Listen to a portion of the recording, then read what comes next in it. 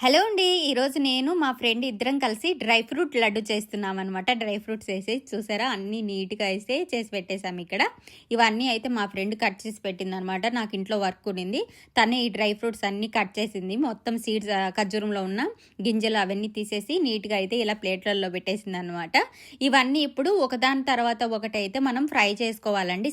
సపరేట్‌గా ఫ్రై చేసుకుంటే మంచిగా బాగా ఫ్రై అవుతాయనమాట. నెయ్యి వేసుకొని ఫ్రై చేసుకోవాలి.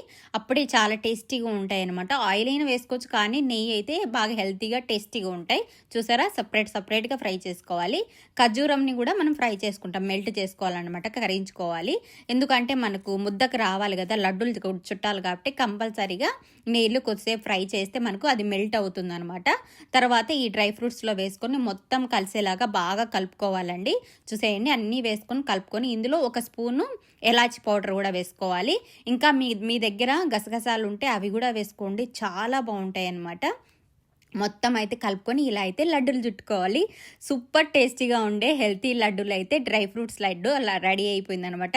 ఇందులో మనం ఇంకా డ్రై ఫ్రూట్స్ యాడ్ చేయొచ్చు, మీ ఇష్టం అనమాట. Thank you for watching. Please support. Bye.